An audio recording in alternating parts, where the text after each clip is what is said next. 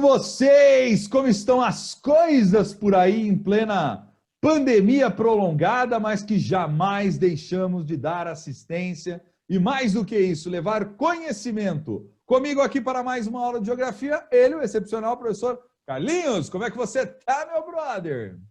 Bruno, eu sempre estou bem ao seu lado e ao lado dos meninos. Não fala da assim. sexta Fala assim série. que a gente se emociona. A gente se emociona. Oh, Bruno, mas eles são maravilhosos. Eles são maravilhosos. Eles são maravilhosos figura, por dois. Eles são maravilhosos por dois motivos. Primeiro, porque eles são maravilhosos. Esse é o motivo número um. Eles são. Perfeito. Segundo, é porque você é o professor deles. Não, que é isso, quem dera, quem dera. Quem sou eu, velho? Quem sou eu? Graças às suas ajudas, estamos conseguindo tornar essa disciplina ainda mais divertida e dinâmica, certo? Eu já disse para você que eu adoro estar aqui. Eu já te falei isso. Eu já me abri com você. Por isso que eu convido. Tá bem. Ainda bem. Você me convidando e os meninos gostando, tá tudo certo. É o que importa. É o que importa pra gente. É o que Mas vamos lá. Vamos que vamos, Carlinhos. Sem muitas delongas, né? Vamos que vamos. Pra gente poder começar nesse clima animadíssimo. Olha aí, já está aparecendo para vocês o nosso slide de abertura, né? Já está aí com o slide de abertura.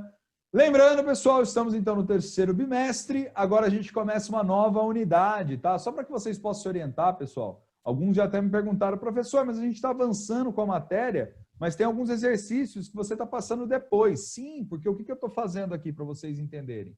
Né? Eu organizei de tal forma a disciplina que a gente está sempre uma semaninha adiantado e depois a gente volta e vai fazendo os exercícios da matéria que a gente já estudou na semana passada. Assim ninguém vai poder fazer aquela desculpa, né, Carlinhos? Mas não sabia, professor. Exatamente. Já tem a explicação. A gente está fazendo aqui, já tem a explicação. Depois a gente só volta para ir fazendo exercício, complementando e contextualizando e tirando as dúvidas, beleza? Então vamos que vamos. Hoje a gente começa a unidade 6, chamada O Ser Humano em Sociedade e o Uso dos Recursos Naturais. E nesse capítulo, que é o capítulo 1 da apostila de vocês, nós vamos falar a respeito da natureza como recurso. Vamos falar a respeito de fontes de energia. Você está com bastante energia aí, Carlinhos?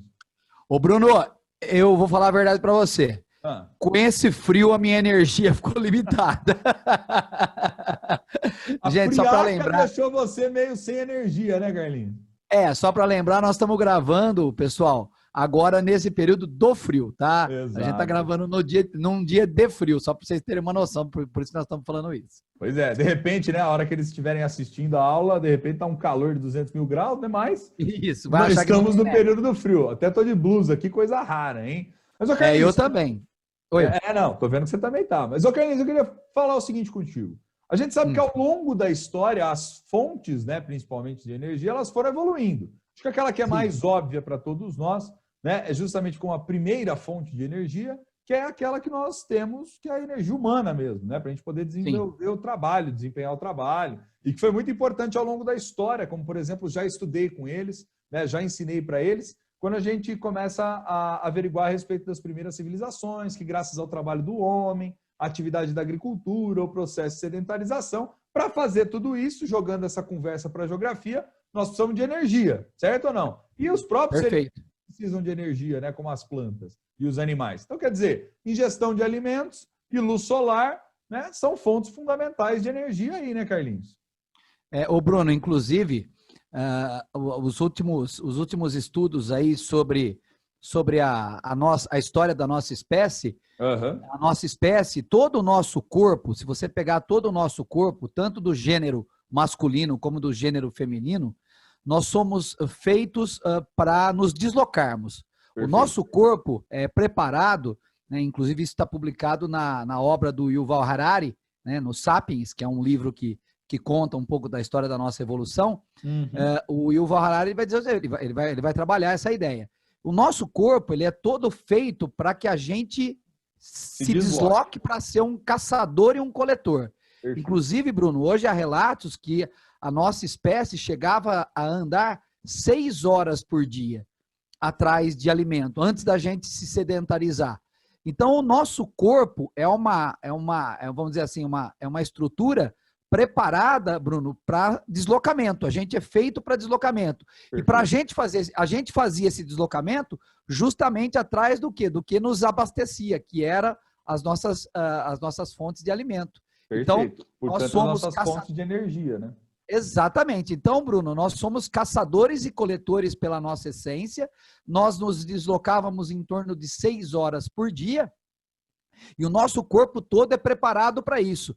Então, nós procurávamos a energia justamente para abastecer esse corpo, né? Por isso que hoje em dia é tão discutido o fato da gente ter se sedentarizado e ter parado tanto. Por quê? Entendi. Porque a gente continua ingerindo comida, inclusive agora com muito mais facilidade do que, por exemplo, na pré-história, né? E a gente não tem mais esse gasto calórico que a gente tinha no passado, né, Bruno? Perfeito, Então, perfeito. isso tem que ficar muito claro. Então, a nossa essência é buscar a nossa fonte de energia, que é o alimento, né? E nós assim temos a todos, nossa... todos os animais do planeta, né? Todos os animais do planeta. É que a gente foi um pouquinho mais inteligente, né, Bruno? A gente descobriu a agricultura, né? Pois Aliás... 12.000 anos atrás, né, Carlinhos? A Revolução do Neolítico, né?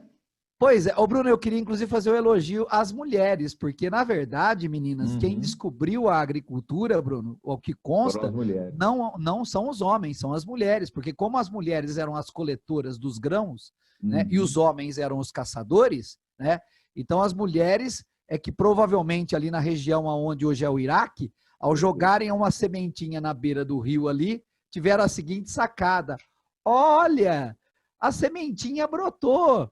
Então, não vamos mais agora precisar ficar se deslocando aquele tanto que a gente tinha que se deslocar para ir atrás de comida. A gente pode começar a produzir a comida aqui. E aí as coisas começam a mudar de figura. Então, ó, veja aí, pessoal, estamos já nesse exato momento integrando esse conhecimento, discutindo agora a respeito da evolução das fontes de energia e da própria obtenção de alimentos por parte do homem no seu processo de sedentarização, datado principalmente aí da grande revolução neolítica, que nós já estudamos em história no bimestre anterior, Carlinhos, quando estudamos a respeito do surgimento das sociedades hidráulicas e mesmo no primeiro bimestre, quando começamos a estudar o que era a pré-história. Então, veja, todo esse conhecimento, ó, se integrando aí para vocês. Mas, ó, Carlinhos, dando um foco absoluto nessa questão da energia, uma das coisas que a gente pode dizer é que o homem sempre esteve em busca de inovações do ponto de vista das fontes de energia e isso acabou gerando uma grande evolução. Grande evolução, seja na obtenção da energia, seja nas facilidades do nosso modo de vida, né, Carlinhos? Então, algumas delas que eu listei aqui foram, por exemplo,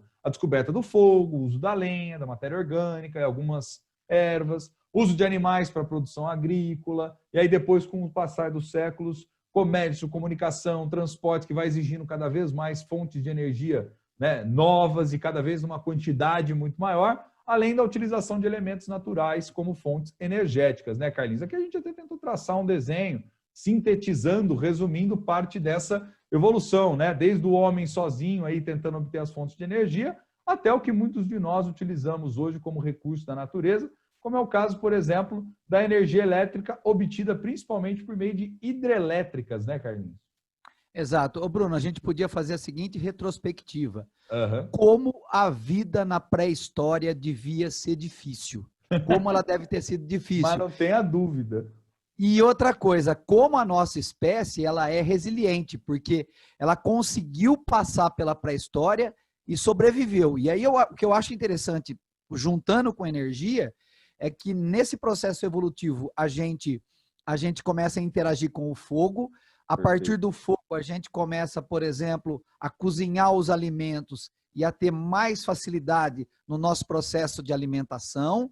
Depois, Bruno, né, aí, a partir do momento que a gente já está sedentarizado, a gente começa a usar os animais de tração, quer dizer, a gente passa por animais de tração e o trabalho fica facilitado por conta desses animais de tração, principalmente no campo, viu, Bruno? Porque nos ajudaram, porque, pessoal, os tratores do passado, né? Os tratores que a gente tinha no passado eram os bois e os cavalos, tá? Eles eram os nossos tratores, eles que guiavam, por exemplo, os nossos arados para fazer o plantio no solo. Então, olha, a gente tem, vamos pegar aí, né?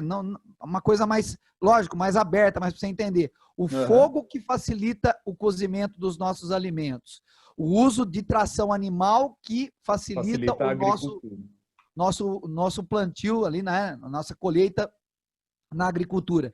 Até que a gente chega, Bruno, nos chamados combustíveis fósseis, que é o caso do petróleo, que aí a gente vai passar a usar o petróleo nos meios de transporte.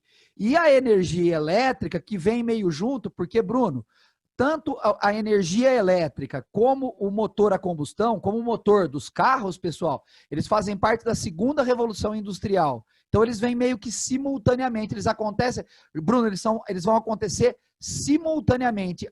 A descoberta da eletricidade para uso, vamos dizer assim, uso popular, e o motor do carro também com o carro para uso popular. Então, aí a gente tem essas duas fontes de energia, o petróleo e a energia elétrica que vai estar dentro das nossas casas, facilitando demais a nossa vida, né, Bruno? Perfeito. Meados do século XIX, aí para o século XX, portanto, viu, pessoal, essas inovações, tá? Que vocês também vão estudar depois com calma ao longo do ensino fundamental, em história também, mas aqui é só para contextualizar para vocês a respeito desse assunto, do quanto a energia está intimamente ligada, portanto, ao progresso, ao desenvolvimento científico, tecnológico e ao estilo de mundo industrial, mas parte das inovações, como a gente está mostrando aqui nessa linha de raciocínio para vocês, datam desde a pré-história com a descoberta do fogo e as inovações que se deu. Primeiro no meio rural, depois do desenvolvimento no meio urbano. Mas tem uma outra coisa importante, Carlinhos. Se a gente pudesse destacar alguns elementos, né? Destacaria 3 deles aí, né? Descoberta do fogo, invenção da roda e também o próprio carvão como uma das principais fontes aí de energia, já desde a Idade Média, né? Então, ó, o fogo descoberto há cerca de 1 milhão, 300 mil anos atrás, alguns falam em 500 mil anos, isso não está muito bem datado, há diferentes teorias, inclusive, que têm tentado revisitar para fazer esse debate de quando o homem passou a efetivamente dominar o fogo. Foi a primeira fonte de energia para os seres humanos, de fato, além daquela que a gente falou, né, da obtenção dos alimentos. E como o Carlinhos acabou de falar, do quanto a descoberta do fogo facilitou, inclusive, o processo de cozimento desses alimentos. Era obtido por meio da queima de madeira e usado para iluminar e produzir calor, né, Carlinhos? Algum comentário aqui a respeito disso? Não, Bruno, é que a única coisa que era bom deixar claro para os meninos é que o fogo faz parte da natureza, ele faz parte da natureza, né? Só que a partir do momento que a gente domina a técnica do fogo, a gente passa a queimar alguma coisa. Então, nós passamos, por exemplo, aí a queimar madeira. De lá para cá, né, desse momento para cá, nós não paramos mais. Então, nós não paramos mais. É por isso que hoje, Bruno, se debate tanto a questão, por exemplo, que a Terra está esquentando por causa da liberação de gás carbônico, porque a gente passou a queimar, né? A queimada faz parte da história do planeta, mas a gente passou a queimar demais, né? A carvão, petróleo, madeira, bagaço de cana, enfim, tudo que vira né? fonte de energia, né? Isso, tudo que pode virar energia, a gente passou a queimar, por isso que ficou tão problemático, né? A humanidade aumentou vertiginosamente, vamos pensar assim, ó, as queimadas também. Inclusive, Bruno, é bom lembrar que essa questão da queimada, essa questão do fogo é uma coisa super presente. Se os nossos alunos ligarem a televisão agora, né, eles vão ver, por exemplo, que vários lugares do Brasil estão tendo sérios problemas com fogo, quer dizer, queimada, né? O Pantanal está pegando fogo, a Amazônia está pegando fogo. O fogo é uma coisa presente dessa época até agora, provocado de formas naturais ou provocado pelo homem, ele está presente na nossa história, Bruno. E essa domesticação, né, essa dominação, né, das técnicas do fogo é o que acabou fazendo também com que muito do nosso progresso viesse. E eu sei que o outro não tem necessariamente a ver com a fonte de energia em si, mas ele está fortemente relacionado às inovações e que vão demandar também depois a criar, vamos dizer assim, a descoberta de novas fontes de energia, né, Carlinhos? Que é a invenção da roda, né? Então, ela foi descoberta aí pelos sumérios, um povo da antiguidade, por volta de 3.500 a.C. Historicamente, equivale em importância a praticamente um combustível. Inicialmente, ela era movida pela tração animal, como nós estamos falando até agora, principalmente para a produção agrária, né, Carlinhos? Bruno, se você pensar que parte das viagens do passado, né, elas vão acontecer em carroças, né? Perfeito. Elas vão ocorrer em carroça. Aliás, Bruno, as primeiras estradas, que hoje a gente chama estrada de rodagem, as primeiras estradas, na verdade, Bruno, quem abriu foram animais selvagens. As grandes manadas, quando estavam fazendo o movimento migratório, ao fazerem o movimento migratório seguindo sempre os mesmos caminhos, elas começaram a abrir trilhas no mato, e essas trilhas no mato são o início das nossas estradas de rodagem, Bruno, que era uma passagem facilitada para as pessoas. Né? E você vê, e hoje em dia tem gente que ainda reclama que não consegue se encontrar com o GPS na mão e com tudo que é rodovia sinalizada, hein, Carlinhos? Imagina nessa época, então. Volto naquele ponto. Como a vida hoje ficou mais fácil. Ficou mais fácil do que era antes, não há dúvida. E aqui, pessoal, um destaque também, né, dentro desse tópico das fontes de energia, a vida se movendo, se transformando em torno delas, a questão do carvão, né, como a primeira grande fonte de energia aí, ó, formada há milhões de anos, começa a ser explorado como combustível já durante a Idade Média, período histórico delimitado pelos anos de 476 e 1453. O carvão mineral ainda constitui a principal fonte de produção de energia, principalmente aí para as usinas, para a indústria siderúrgica, né, Carlinhos? Isso. Ô, Bruno, o carvão mineral é hoje talvez o grande vilão do que a gente está chamando de queimadas, de coisas que a gente queima, né? Por quê, Bruno? Pelo seguinte, a gente pode dizer que o carvão mineral, ele vai ser a base, eu vou até fugir um pouco do que está aí no texto, mas ele é a base da primeira revolução industrial. Uhum. A primeira revolução industrial, ela acontece com a queima do carvão. O que é muito louco, Bruno, e que é bom o aluno não esquecer, é que o carvão mineral ele vai estar presente na primeira revolução industrial, e aí quando vem a segunda revolução industrial, que é quando inventam o motor do carro, e logicamente o carro e a eletricidade, a gente vai falar, bom, então o carvão já era. Mas não é assim que funciona. Continuaram queimando carvão. Perfeito. Aí a gente entrou na terceira revolução industrial, que é ciência e tecnologia. Continuou utilizando carvão. Exatamente. E agora a gente está indo para a quarta revolução industrial, que eles chamam de inteligência artificial, né? Que são máquinas com inteligência própria. E a gente continua queimando carvão. Bruno, boa parte da energia elétrica gerada no mundo, ela acontece com a queima de carvão mineral. Então, nós estamos queimando carvão para gerar eletricidade. Ó, é bom lembrar isso. Ó. A eletricidade que nós temos nas nossas casas, eu digo de forma mundial, ela é gerada em boa parte pela queima do carvão mineral. Diferente do que ocorre no Brasil, né, Carlinhos? Que boa parte, por conta do nosso próprio potencial natural, dos rios e tal, se dá por meio da geração de hidrelétricas, né? Exatamente. A gente tem rio que dá para fazer isso. Mas, Bruno, se você for para outros lugares do mundo, isso não é igual. Não existe essa possibilidade. Então, o que acontece é, nós queimamos muito carvão mineral no mundo ainda. Para duas coisas, Bruno. Uma, para a gente fazer eletricidade. Perfeito. E a outra, Bruno, para a gente trabalhar o setor siderúrgico. Meninos, ó, eles pegam essa pedra que vocês estão vendo aí na mão do cara, jogam num forno, taca fogo, joga minério dentro e derrete o minério de ferro, transformando o minério de ferro, tá certo? Em ferro e aço. Então, é muito utilizado ainda nesses setores, Bruno. Ferro e aço que vai para a construção de casa, que é utilizado nos carros, enfim, amplamente utilizado por todos nós, né? Muito, Bruno, muito. Então, Bruno, apesar da gente estar falando que vai morar em Marte daqui a algum tempo, a gente lançaram recentemente, né, um robô para lá para continuar explorando. Então é bom o nosso aluno lembrar de uma coisa, Bruno. Apesar da gente estar falando que vai morar em Marte, e não é uma brincadeira, é verdade, sim, a gente ainda continua muito dependente do carvão, Bruno, e a gente ainda continua vendo muito fogo no mundo. Perfeito. Até, por exemplo, as nossas florestas, o que sobraram, estão ardendo em chamas. Verdade. Então, olha só, nós estamos falando da descoberta do fogo aí, 500 mil anos atrás. Não que a gente não vá usar fogo, porque dentro das nossas casas, o cozimento dos nossos alimentos ainda é... Se for olhar, Bruno, nós ainda estamos meio que nessa cena dos meninos em volta da fogueira aí.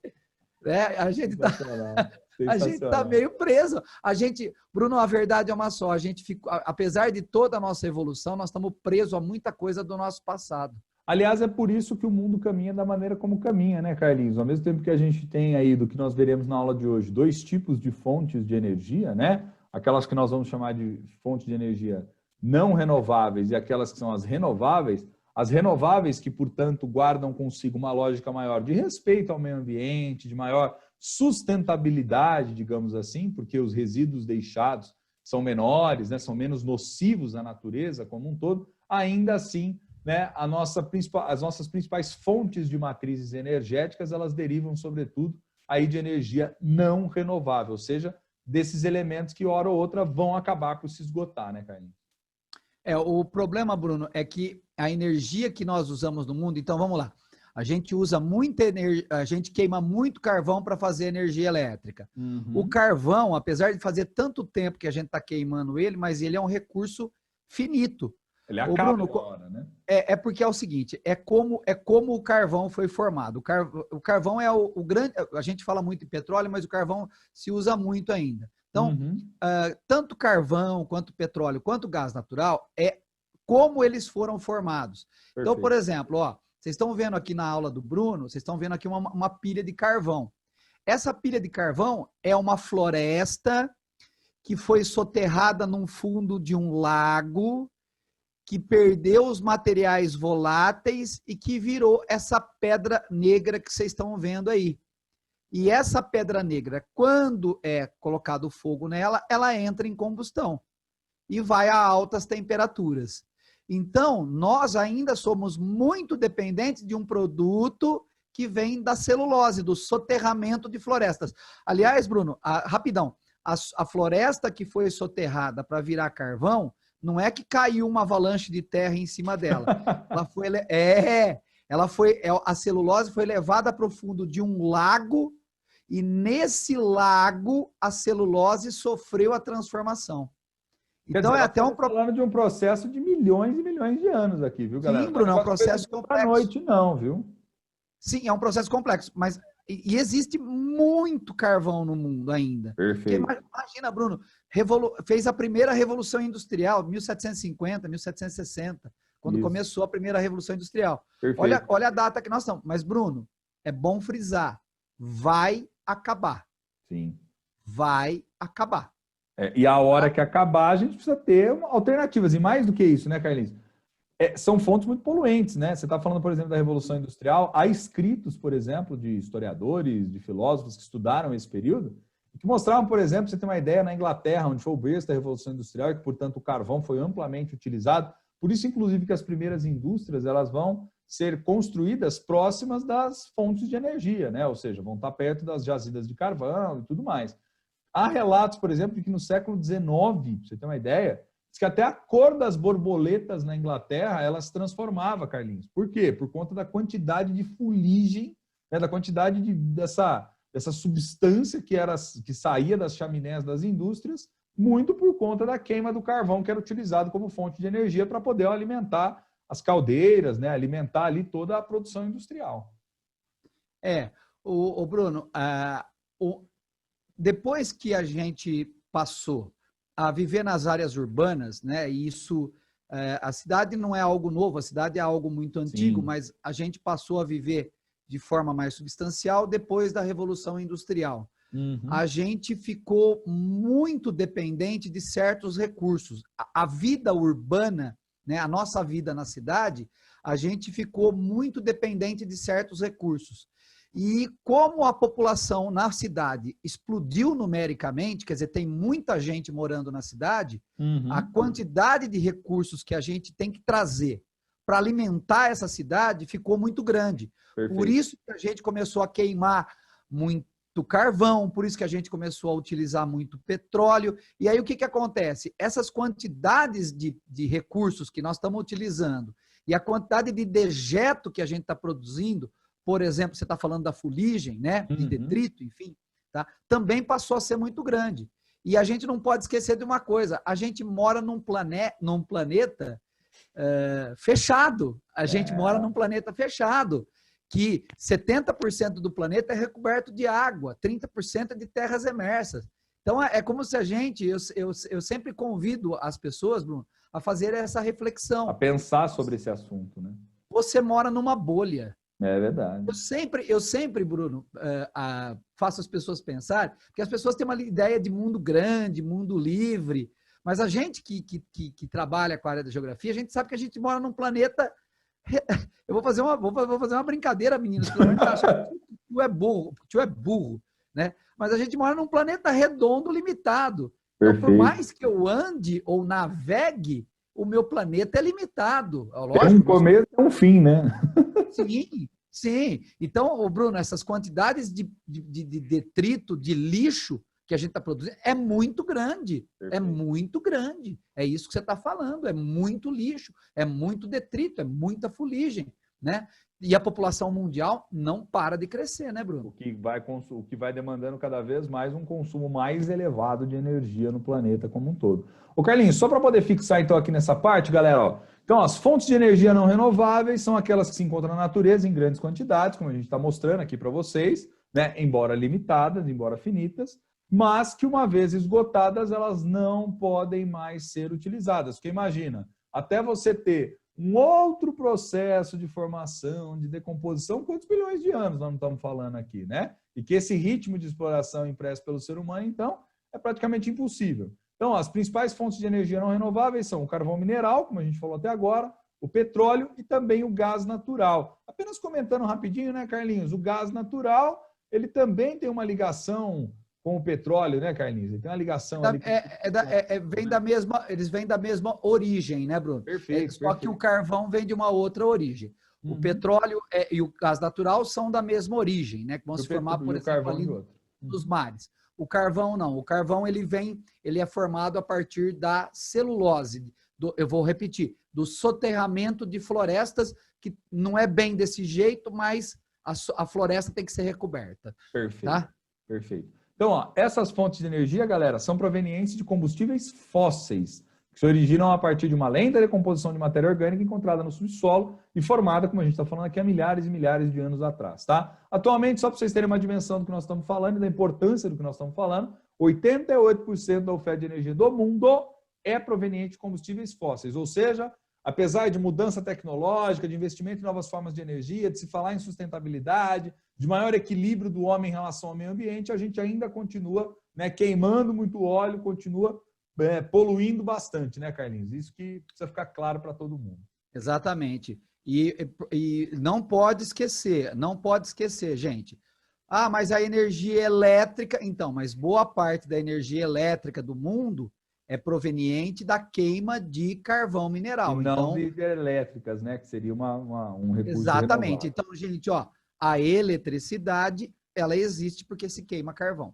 Perfeito. Carlinhos, e passando agora mais rápido aqui para poder explicar para eles, né? Para poder criar essa reflexão mais ampla, que é uma coisa que a gente gosta, que a gente valoriza aqui na disciplina de geografia, é justamente falar um pouquinho mais a respeito do petróleo, galera. Por quê? Porque o petróleo é uma das principais matrizes energéticas que nós temos, né? E uma das perguntas mais elementares é o que seria o petróleo, como ele se forma e qual que é a sua importância. A sua importância nós estamos mostrando aqui. Ele está ligado principalmente às grandes inovações do ponto de vista do processo de produção industrial e ele é, se não a principal, uma das principais fontes de energia no mundo de hoje, até hoje, desde a era moderna aí, tá bom? Então, ó, o petróleo ele é um líquido viscoso, menos denso do que a água, formado por uma mistura complexa de compostos orgânicos, como a gente colocou aí, né? Milhares e milhares de anos de formação, com pequenas quantidades de outros compostos, como nitrogênio, oxigênio e enxofre. Né? Sobre a formação do petróleo, galera, a teoria mais aceita, que portanto está consolidada aí na maior parte da visão,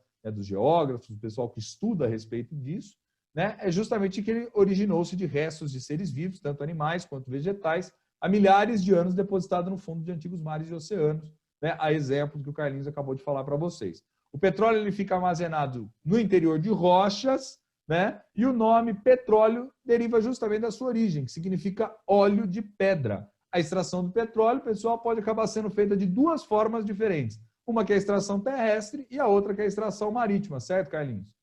Certo. Ô Bruno, a formação do petróleo é o seguinte, o petróleo, muito provavelmente, o plâncton, que é a base da vida nos oceanos, ele morre e vai para o fundo do mar.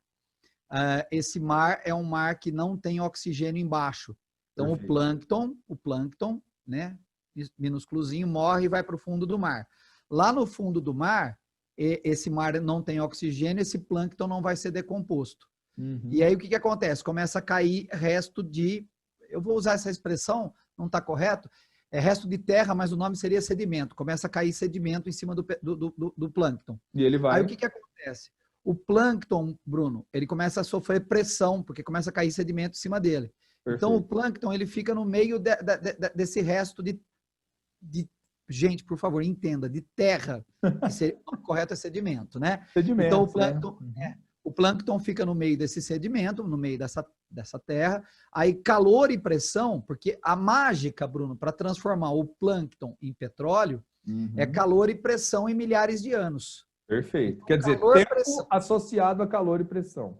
Isso, calor e pressão em cima do plâncton que não foi degradado, né, que não foi consumido, tá? Ele se transforma em petróleo. Então é a degradação é a transformação do plâncton em petróleo. E a gente pode encontrar petróleo tanto em terra, pessoal. O petróleo pode ser encontrado em terra, como ele pode ser encontrado também em áreas marinhas. Então, você pode ter esses dois lugares. Mas, Bruno, a essência para procurar petróleo é que ele tem que ser em terreno sedimentar. Lembra? Perfeito. Foi o resto de sedimento. Então, o petróleo está em terreno sedimentar. Legal. Perfeito, galera, até aqui. Então, avançando, né? E aí a gente pode perguntar, Carlinhos, petróleo é tão importante, por que esse líquido aí, esse óleo, ele é tão fundamental, né? Então, o petróleo está ligado a setores dos mais diversos na indústria, como a gente falou até agora, como o setor automobilístico, têxtil, produção de inseticidas, lubrificantes mais diversos. Você anda de carro, você precisa de um óleo lá, não precisa, né? O óleo também tem essa ligação. Você vai botar o combustível, você vai precisar o que desse combustível? Vai ser originário principalmente do petróleo, se for o caso da gasolina, né? Ou mesmo nos caminhões, o caso do óleo diesel, tá? Então tudo isso está na base do petróleo. Até mesmo para a produção de plástico, né, Carlinhos? Também vai petróleo, né? Vai petróleo também. Né? Até no chiclete, galera, vai petróleo, para vocês terem uma ideia, viu? Não vai achar que você está mascando chiclete, mas ele é utilizado também, né, como parte dessa indústria, tá? Não vai sair falando por aí que você está mascando petróleo. Não é isso, viu, gente? Eu estou te dizendo que o uso dele é muito amplo e muito diverso dentro da indústria, tá? Nós não utilizamos o petróleo em estado bruto, ou seja, né, o seu uso ocorre após o processo do refino, feito principalmente aí nas destilarias, tá? Então, após ser destilado, o petróleo e seus derivados, como o querosene, o óleo diesel, gasolina, como eu disse até aqui, são amplamente utilizados no planeta. Carlinhos, quer explicar esse esquema aqui da destilação fracionada do petróleo? Falo. Meninos, é o seguinte, o petróleo, ele é um produto que ele pode ser transformado numa série de subprodutos. Perfeito. O que você tem que fazer? Eu vou usar uma expressão, você tem que ferver o petróleo. E em cada temperatura que você ferve o petróleo, ele solta um subproduto. Então, por exemplo, numa determinada temperatura, ele solta gasolina. Numa outra temperatura, ele solta nafta. Numa outra temperatura, ele solta diesel. Só explicar rapidinho, Carlinhos. Nafta é um tipo de óleo, é isso? Isso. Ele solta querosene. Ô, Bruno, deixa eu só falar uma coisa para os alunos que é importante. Quando se descobriu a importância do petróleo, não era para fazer querosene para abastecer avião ou petróleo para fazer gasolina ou Perfeito. óleo diesel, que são motores que utilizam fontes diferentes, né? Na verdade, Bruno, o petróleo, o início da sua utilização, eles faziam querosene para acender as lamparinas dentro de casa. Então, na verdade, a primeira grande utilização do petróleo, pessoal, é porque destilava o petróleo, do petróleo tirava o querosene e do querosene se utilizava ele como uma fonte de energia para acender lamparina.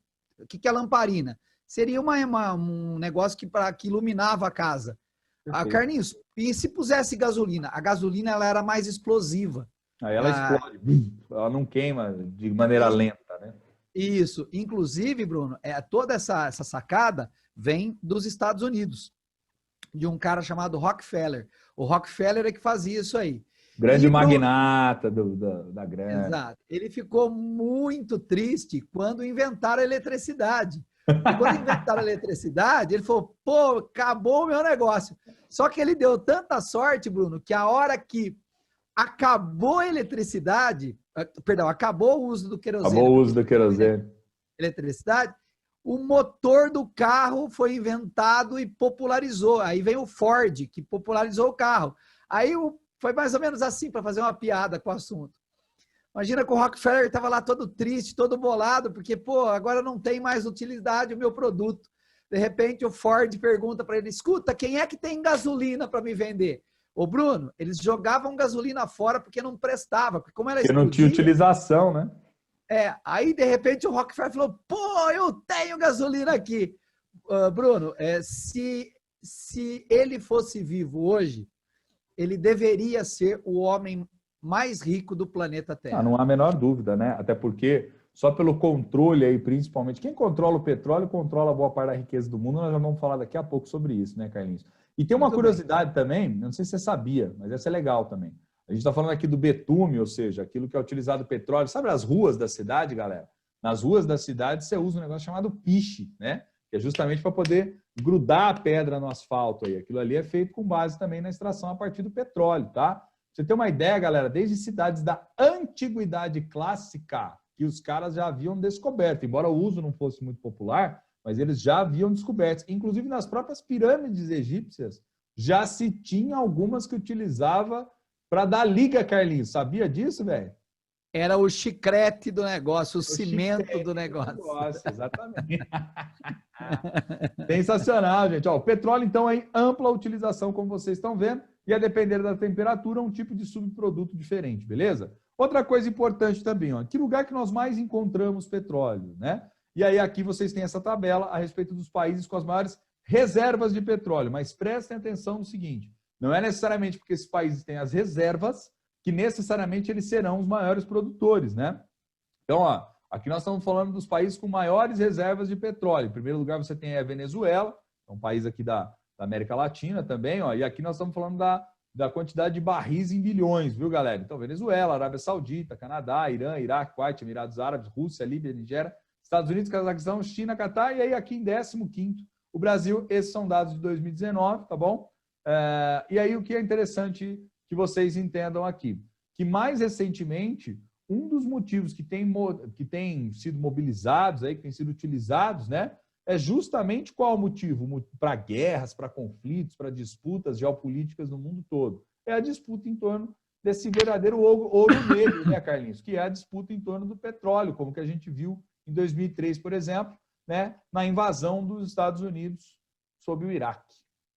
Na verdade é o seguinte, Bruno, o petróleo ainda é alvo de muita disputa, porque, como nós estamos falando, ele é um combustível que ele deve se acabar, ele deve se esgotar, né? Mas a gente não arrumou um substituto efetivo para ele ainda. Então, por exemplo, se confirmou, eu quero comentar algumas coisas, se confirmou recentemente que a Venezuela tem a maior jazida de petróleo do mundo, superando a reserva da Arábia Saudita, tá? Então, a Venezuela passou a ser um país muito observado a partir de então. Então, é assim, Bruno, a partir do momento que, de repente, se a Venezuela fosse um país que não tivesse petróleo, ela não chamaria tanto atenção como ela chama. Perfeito. Ela só chama a atenção porque ela tem um recurso e o tamanho da jazida é algo que não deve se perder, ela é a maior reserva do mundo, pelo menos por enquanto, né, gente? Porque estão se descobrindo novas reservas, né? Então, por exemplo, Bruno, se descobriu muitas reservas na Venezuela, e aí o governo americano fica em cima, o governo americano fica fazendo uma pressão, e a gente passou nos últimos anos a ver mais a Venezuela na mídia. Claro. A gente passou a ver mais a Venezuela na mídia. E aí começa uma discussão se o governo está certo, se o governo está errado. Enfim, certo ou errado à parte, o país entrou em discussão. Mas porque ele tem esse recurso, tá? Então, é o caso da Venezuela. O Canadá também vem descobrindo, Bruno, a cada dia que passa, novas reservas. E vem crescendo muito. Até por contraposição geográfica, né, Carlinhos? Do sedimento que tem ali, né, historicamente pensando, e alguns lugares quase que intocáveis, né? Sim, sim, sim. E aí, Bruno, a gente tem os países do Oriente Médio que eles já sabem das jazidas, já tiram das jazidas e elas já são alvo de cobiça já há mais tempo. Perfeito. Então, se a gente pegar o caso do Irã, do Iraque, esses países já são alvo de cobiça há mais tempo. E as jazidas brasileiras, Bruno, elas estão aumentando a cada dia que passa por causa das descobertas do pré-sal. Então, esse número que nós estamos vendo aqui do Brasil, né, de 12 bilhões de barris, esse número já está ultrapassado. Esse número está aí, mas já não serve mais. Perfeito. Só para você ter uma ideia, Bruno. Só para ter uma noção, né? Nós temos campos aí no pré-sal que falam em 8 bilhões de barris, que é o caso do campo de Tupi, por exemplo, um dos campos que tem do pré-sal. Traduzindo, um dos campos novos que foram descobertos. Ô, Bruno, eu acredito hoje que o Brasil deva estar aí, tá? Já numa posição bem acima aí, sabe? Alguma coisa aí entre Líbia e Rússia, sabe? Alguma coisa aí entre Líbia e Rússia hoje, com o tamanho da sua jazida, porque ela aumentou significativamente. Ô, Carlinhos, só para deixar claro para a galera, então, ó, quando a gente está falando em petróleo, falando em pré-sal, falando de algumas coisinhas diferentes aqui, pessoal, lembra que a gente falou, há duas formas de extração, aquela que é tanto a terrestre quanto a marítima. Quando a gente está falando em pré-sal, nós estamos falando de uma camada muito profunda, viu, galera? Né? E que é extraída ali a partir da costa, a partir do mar, né, Carlinhos? Ô, Bruno, ela está mais ou menos a 300 quilômetros da costa e a mais ou menos aí entre 6 e 7 quilômetros de profundidade aí entre água do mar e leito marinho. Então é muito profundo. Você imagina que você tem ali a água do mar mais alguns quilômetros de solo marinho até chegar no depósito de petróleo, passando por essa camada que eles chamam de pré-sal, Bruno. Quando a gente fala em pré-sal, uma das coisas que a gente lembra aqui no caso brasileiro, né, Carlinhos? Só para contextualizar, a gente lembra da Petrobras e principalmente das plataformas da Petrobras que a gente vê aí no oceano, né? Sim. A Petrobras, Bruno, ela é uma líder nesse tipo de produção de petróleo, em tirar petróleo de águas profundas. O Brasil tem uma liderança global. Inclusive, isso é muito importante falar. O Brasil tem uma liderança global nesse aspecto aí de tirar petróleo de águas profundas. Legal. Bacana, gente. Ó, outra coisa também interessante, como eu estava falando, não é necessariamente que você tenha a jazida, porque você é um dos maiores produtores.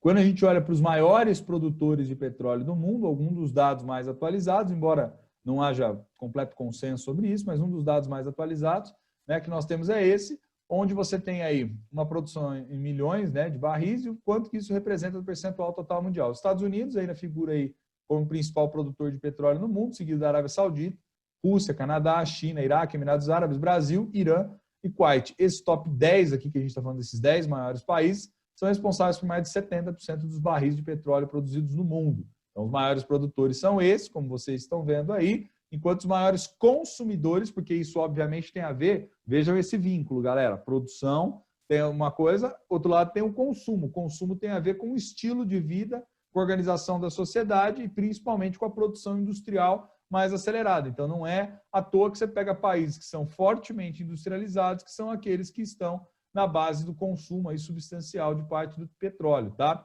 E em termos econômicos ainda, os maiores exportadores, ou seja, aqueles que vendem petróleo, são a Arábia Saudita, a Rússia, Irã, Emirados Árabes e Noruega, e do outro lado, o ZEUA é aquele que importa, ou seja, que tem que comprar de fora e trazer para dentro, porque tudo aquilo que produz não é suficiente também para a sua própria demanda por petróleo, né, Carlinhos? É por isso que eles ficam tão preocupados nessa interferência, por exemplo, como a gente citou ali atrás, o caso do Iraque. Eles são os maiores, eles estão entre os maiores produtores de petróleo, mas eles também são os maiores consumidores de petróleo. Então, eles precisam de uma quantidade enorme de petróleo. Por isso que eles acabam interferindo, por exemplo, no Oriente Médio, como interferiram no Iraque já, né, em guerras recentes. E por isso do interesse, de maneira geral, naquele território, naquela região, né? E money, né, Carlinhos? Aqui, ó, quem tem petróleo... Money.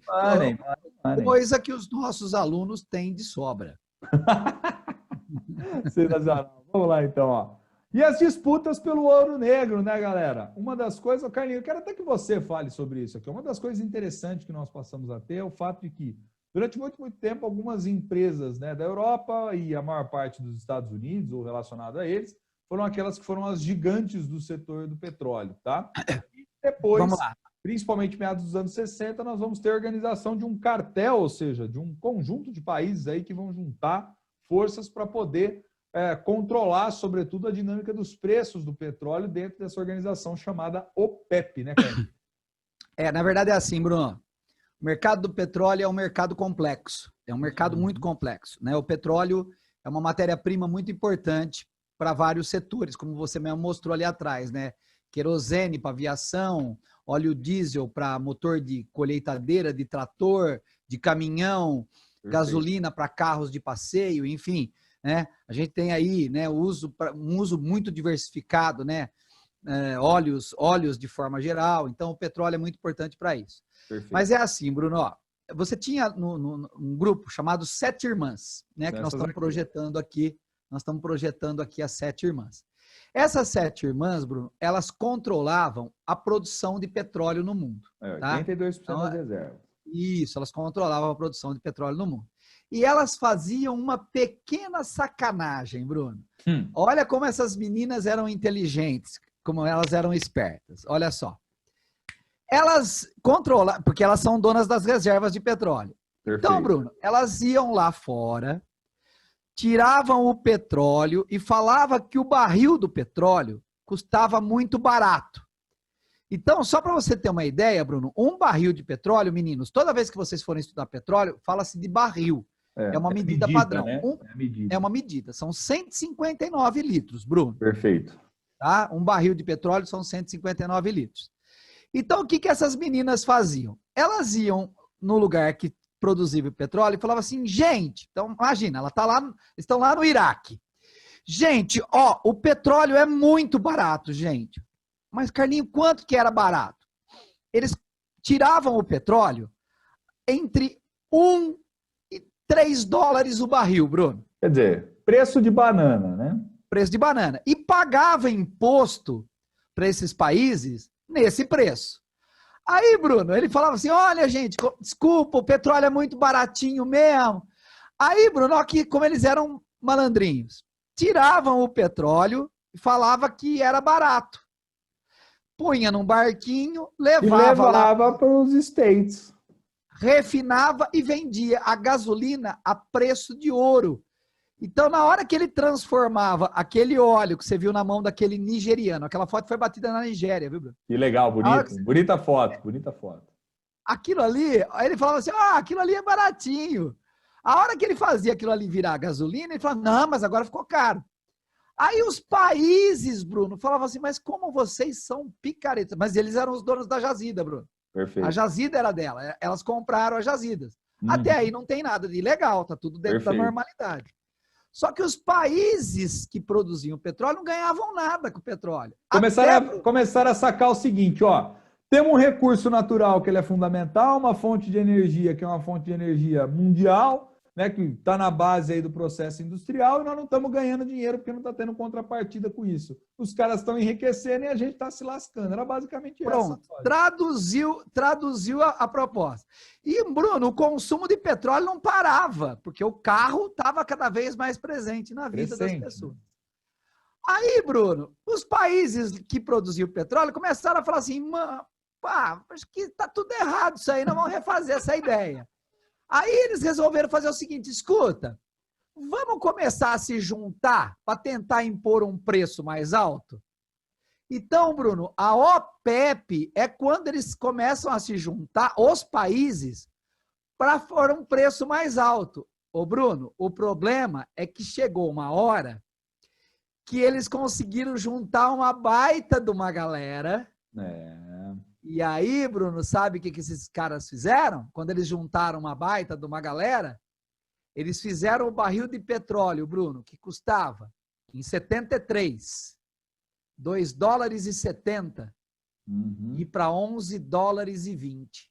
Quer dizer, você aumentou aí de maneira expressiva, né, o valor dele. É onde você gerou uma crise internacional, né, nos preços. Bruno, eles quebraram o mundo.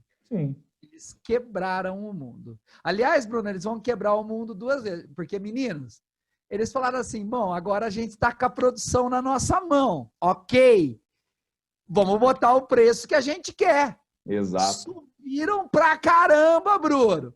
Aí, preço, Bruno, isso, decolou. Em 73. Aí, em 79, Bruno, os caras falaram assim, 79, né, alguns anos depois.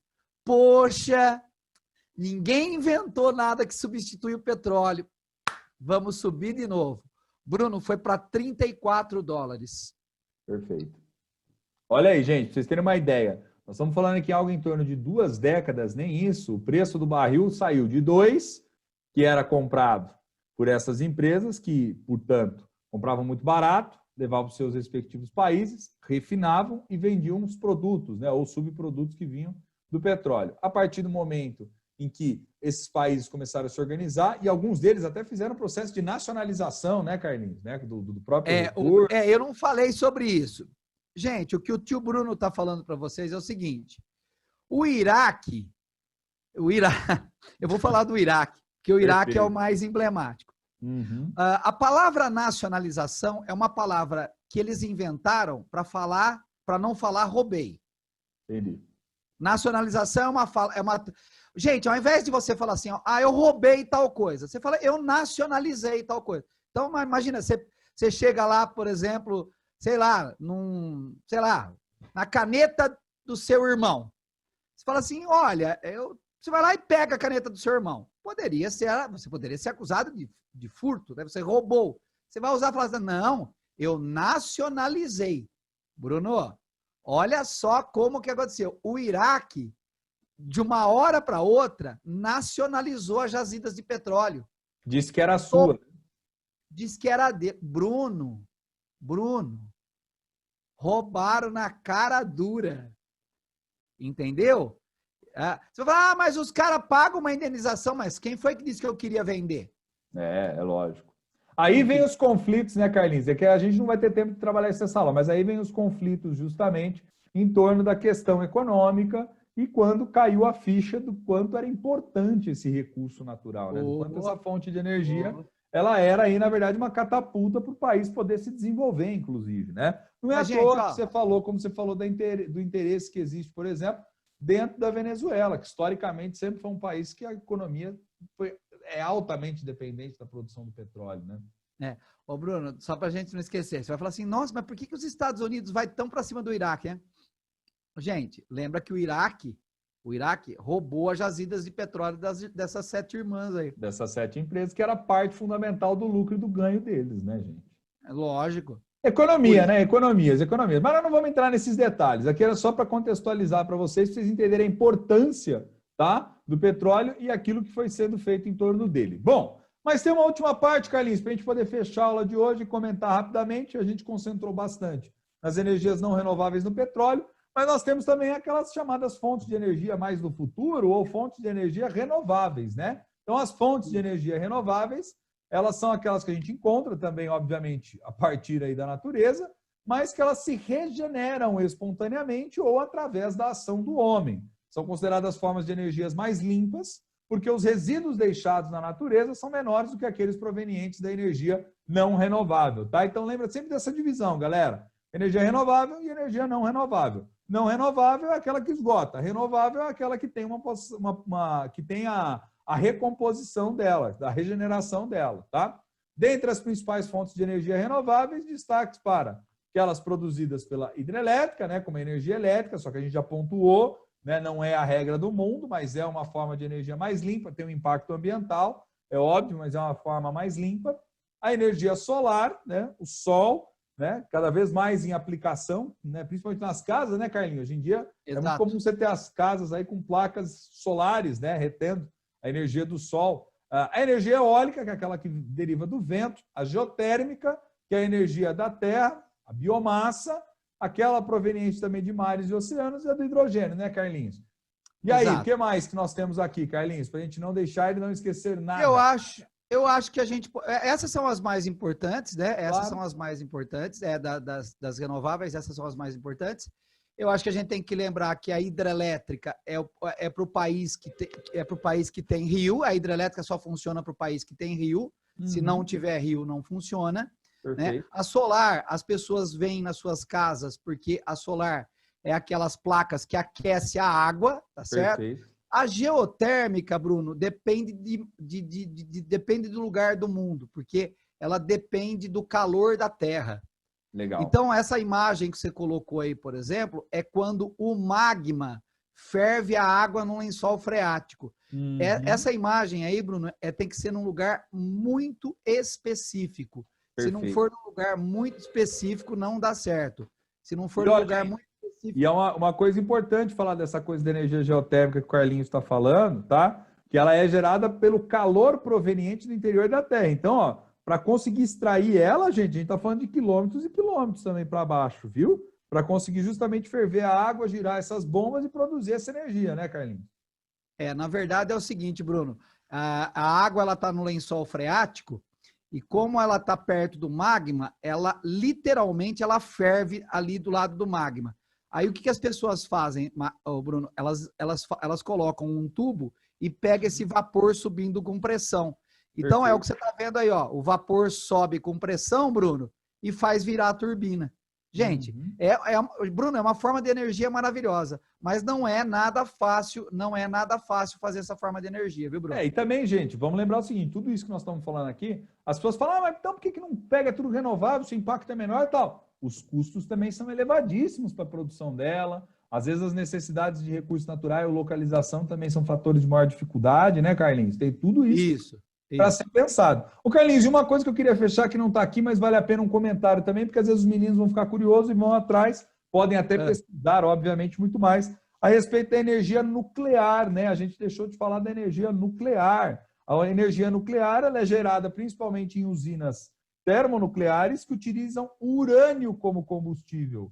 Trata-se também de uma fonte de energia não renovável, tá, gente? Passamos por ela, acabamos não comentando muito dessa, porque a gente sabe que ela é uma fonte de energia de origem fóssil, né? O urânio aí, ele é um mineral, Bruno. Mineral, né? Enfim, tem também origem fóssil, mas é uma fonte de energia também muito perigosa, né, Carlinhos? É isso que é o X da questão, além de ser muito custosa, né? É assim, Bruno. Na verdade, o urânio é um minério, né? É um minério, é uma rocha. E aí ela precisa, para se transformar em energia, ela precisa passar por um processo chamado enriquecimento do urânio. Perfeito. O país que sabe fazer esse processo consegue construir a bomba atômica. Perfeito. Então, hoje, há uma delicadeza muito grande quando se fala de energia nuclear, porque o país que gera a energia nuclear, ele tem a capacidade de fazer uma bomba atômica, né? Uhum. E essa energia, Bruno, também ela está sendo muito questionada, não só por esse fator de ter uma bomba, mas pelo fator também, Bruno, que se você constrói uma usina com esse tipo de recurso, se por um acaso, Bruno, ela vazar... Dá um vazamentinho, der qualquer coisa, o impacto ele é gigantesco, né? A energia nuclear ela é altamente tóxica, ela, né, contamina, né, tudo que está à nossa volta, animais, tá certo? Pessoas, tá? E, obviamente, nós já tivemos experiências ruins, Bruno. Era isso que eu ia falar, né? Chernobyl, né? Sim. E mais recentemente, Bruno, nós tivemos um problema no Japão, em Fukushima. Houve uma tsunami e a tsunami arrebentou uma usina chamada em Fukushima. Perfeito. Então, são dois problemas recentes que aconteceram no mundo. Então, são problemas sérios. Por isso, Bruno, de forma geral, os países hoje nem são tão adeptos da energia nuclear. Por conta dos riscos e do perigo, né? O Brasil tem também, viu, gente? Só para vocês entenderem. O Brasil tem lá as usinas de Angra, né? Que são energias de usinas nucleares, né? Exato. O Brasil tem Angra 1, o Brasil tem Angra 1, Angra 2, né? Estava aí fazendo Angra 3, só Deus sabe. Acabou meio que parando no meio do caminho, porque não compensa, viu, gente? A verdade é essa. No final das contas, a dor de cabeça é muito grande. Essa energia, Bruno, é uma energia que por exemplo, você pega o caso do Japão, o Japão trabalha muito com energia nuclear, porque o Japão já esgotou tudo que podia. E é um país que tem pouco recurso natural, né, também, né? Pouco. O Japão não tem nem carvão, nem petróleo, Bruno, só para você ter uma ideia. Difícil. E tudo que era fonte de água já foi usado. Então. Acho que é isso, Bruno. Falamos o máximo. É isso, né, pessoal? Falamos até demais da conta, né? Então, lembrando, pessoal, depois vocês façam aí, matéria dada, matéria estudada, façam os exercícios que estão na plataforma Natureza Cloud, tá bom? Não se esqueçam sempre de fazer, porque é muito importante. E lembrando que também a entrega das atividades que ocorre sempre de uma semana para outra, como vocês já sabem, ela é fundamental e conta a presença para vocês. Vamos ficando por aqui, Carlinhos, mais um encontro. Muitíssimo obrigado, viu, querido, por essas excelentes colaborações, tornando o assunto mais claro, mais dinâmico, um bate-papo mais legal ainda, viu? Estaremos sempre presentes quando você precisar, Bruno. Estou sempre aqui. Estou à sua disposição. Obrigado. Show de bola, queridão. Grande abraço para vocês. Para vocês, gente, estudem. Apostila na mão, caderno fazendo anotação, estudando normal. Os conteúdos estão sendo carregados, atividades passadas, e ao longo das lives eu tenho dado preferência, principalmente não para expor muito conteúdo, mas mais para podermos fazer uma interação, corrigir atividade e tirar dúvidas, beleza? Então, forte abraço para vocês e fomos! Valeu!